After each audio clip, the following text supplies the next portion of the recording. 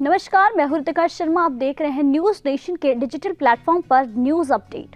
कटिहार में इंसानियत को शर्मसार करने वाली एक हरकत सामने आई है।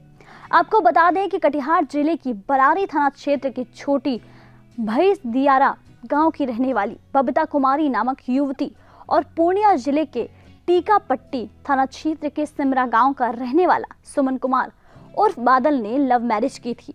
इन दोनों की पहली मुलाकात 2 साल पहले रेलगाड़ी में सफर करने के दौरान हुई थी और मुलाकात के दौरान ही दोनों में प्रेम प्रसंग बढ़ गया।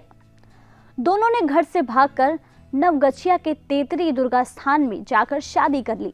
शादी के बाद सुमन कुमार अपनी पत्नी बबीता कुमारी को साथ में लेकर कटिहार के समेली प्रखंड में चांदनी चौक स्थित एक भाड़े के मकान में रहता था और खुद कुर्सेला में फर्नीचर की दुकान चलाता था। शादी के बाद बबीता गर्भवती हुई, लेकिन उसके पति सुमन ने उसका गर्भपात करवा दिया, जिससे उससे संतान सुख की प्राप्ति नहीं हो सकी। इस घटना के बाद बबीता ने अपने पति सुमन को कहा कि वह भाड़े के मकान में नहीं रहना चाहती है, वह उसे अपने घर लेकर चले। बार बार बबीता के द्वारा सुमन को घर ले जाने की बात कहने लगी। इसी बात को लेकर दोनों पति पत्नी में बहसबाजी होने लगी और झगड़े की नौबत आ गई, जिसके कारण 1 महीने पहले सुमन अपनी पत्नी बबीता को भाड़े के मकान में अकेला छोड़कर चला गया। बबीता ने 1 महीने पहले अपने पति सुमन के इस रवैये को देखते हुए कटिहार एसपी को आवेदन देकर न्याय की गुहार लगाई, जिसके बाद पुलिस प्रशासन के द्वारा दोनों पति पत्नी के समक्ष बॉन्ड भरवाया गया कि पति सुमन अपनी पत्नी बबीता को भाड़े के मकान से हटाकर अपने घर पूर्णिया के सिमरा टीकापट्टी ले जाएगा।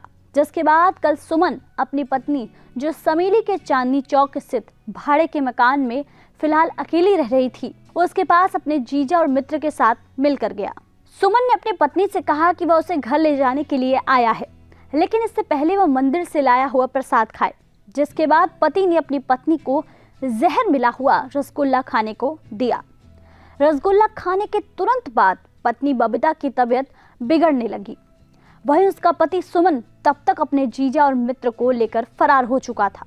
गंभीर हालत में बबीता को स्थानीय लोगों की मदद से इलाज के लिए सदर अस्पताल कटिहार ले जाया गया, जहां बबीता ने अपनी पूरी आपबीती मीडिया को बताई।